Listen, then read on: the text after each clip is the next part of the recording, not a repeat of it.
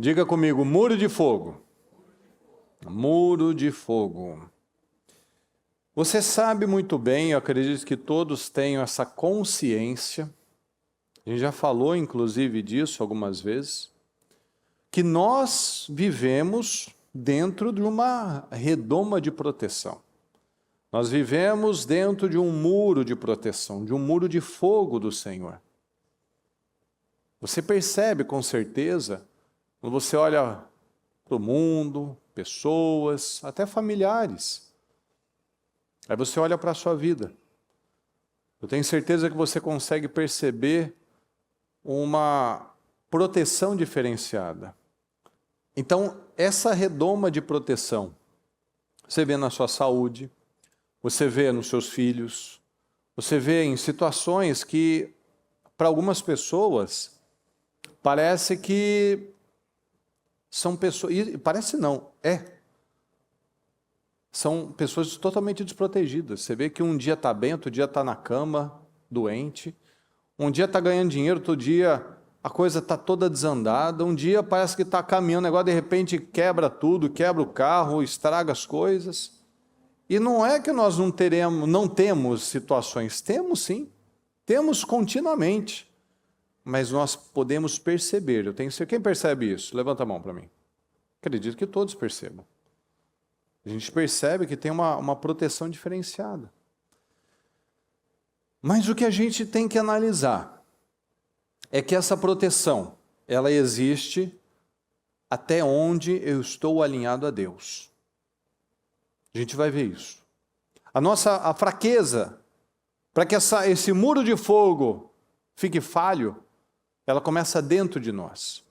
O diabo está sempre buscando uma oportunidade para entrar, para atacar, por isso ele lança setas malignas, lança tentações. Ser tentado não é problema, não é o pecado, mas ceder às tentações, ceder a essas situações é que é o problema.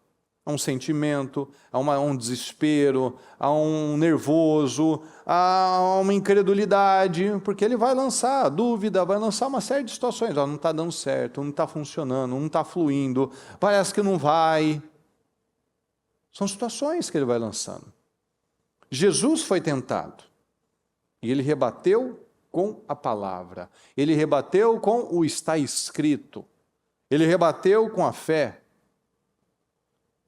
Vamos ler aqui, em Apocalipse 2,14, diz assim: no entanto, tenho contra você algumas coisas.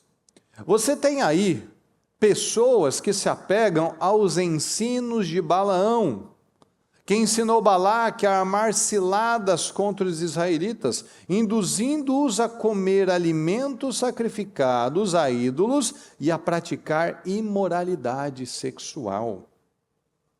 Então nós vemos aqui que Balaão era um mercenário, que ele reconheceu, ele viu, esse povo não dá para amaldiçoar, só que ele queria dinheiro, ele teve uma grande oferta. Então ele ensinou, como é que vocês vão, o único jeito de causar problemas para esse povo é fazendo Deus se virar contra eles. Então, ele ensinou Balaque a armar ciladas contra os israelitas, ensinando-os a comer alimentos sacrificados a ídolos e a praticar imoralidade sexual. Então ele tinha essa consciência de que Deus estava com os israelitas. Então, a única maneira de nós sermos derrotados é fazer Deus se irar conosco, se voltar contra nós por conta da desobediência. Ou seja, o que isso fica muito claro? Que a fraqueza sempre começa dentro. Israel, só pelo fato de estar lá, naquela região, ali que o Balaque dominava, comandava, já foi um motivo de desespero para ele. Eles não tinham atacado, não tinha acontecido nada, mas só a presença, ele sabia, esse povo é perigoso, esse povo é difícil, esse povo é diferenciado. Esse é o nosso Deus. O que a gente acabou de cantar? Esse é o meu Deus, que é um Deus diferente. É um Deus que nos torna diferenciados. É um Deus que nos coloca numa redoma de fogo, de proteção. Esse povo não dá para amaldiçoar, não dá para ir contra eles desse jeito. Só dá para abençoar. Lembra que ele já tinha abençoado várias vezes? Para de abençoar, você já abençoou 3 vezes. Eu te contratei para amaldiçoar, você não fez isso. Cada vez que ia lá, ele tinha que abençoar. Deus fazia que ele lançasse palavras. Mas era um ímpio, era um corrompido, era um corrupto, era um mercenário. Pois é, veja o poder das palavras. O Balaão, que foi contratado para amaldiçoar, não conseguia amaldiçoar. E as palavras que ele estava lançando sobre o povo era de mais bênção, de mais vitória. Por quê? Porque Israel tinha um muro de proteção. Então a única maneira de quebrar esse muro de proteção é entristecendo a Deus. Aqui em Números 25 diz assim: enquanto Israel estava em Sitim, o povo começou a entregar-se à imoralidade sexual com mulheres moabitas, que os convidavam aos sacrifícios de seus deuses. O povo comia e se prostrava perante esses deuses. Assim, Israel se juntou à adoração a Baal Peor. E a ira do Senhor, vamos juntos, por favor, a ira do Senhor acendeu-se contra Israel. Ok? Mas os que morreram por causa da praga foram 24.000. Agora o Balaão conseguiu. Agora ele ensinou, faz assim, manda aquelas mulheres moabitas, idólatras, promíscuas, manda elas lá para ir conversando, para dar ideias, para influenciar. Agora o diabo conseguiu. Deixou Deus irado. Assim Israel se juntou à adoração a Baal Peor, e a ira do Senhor acendeu-se contra Israel. Agora saiu a proteção.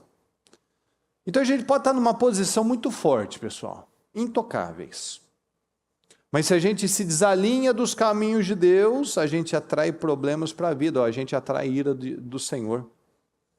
E veja, a gente sempre sabe o que agrada a Deus e o que desagrada a Ele.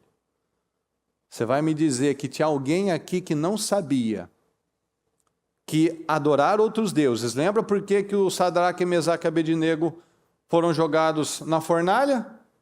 Porque quando tocava as trombetas, o pífaro, a cítara, a harpa, o saltério, etc, eles não se curvavam. Por que o Mardoqueu era odiado pelo Hamã? Porque quando ele passava pelo Mardoqueu, ele não se curvava diante do Hamã. Então nós vemos o porquê.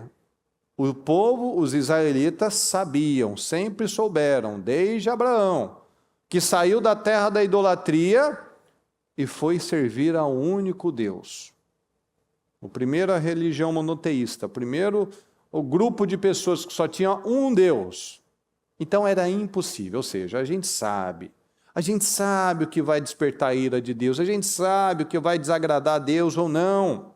Eles sempre souberam prostituição, mistura com outras pessoas, com outros povos, coisas consagradas. Poxa vida. Mas por quê? Por quê? A pessoa vai lá e cai. Ela vai lá e cede. Aí fica desprotegido, porque cedeu a sentimento, cedeu a uma paixão, cedeu às tentações. Então nós sabemos, como eles sabiam, nós também sabemos. E Deus, Ele não pode ir contra a sua palavra. Ele dá todas as direções. Se vocês fizerem assim, vai acontecer isso. Se vocês fizerem do outro jeito, vai acontecer isso. Ele deu uma linha, ele deu o que funciona e o que não funciona. A palavra está muito clara. Nós sabemos o que funciona. O diabo só precisa de uma brecha, de uma legalidade. O diabo não precisa que você o adore, ele só precisa que você se desvie de Deus. É assim que funciona.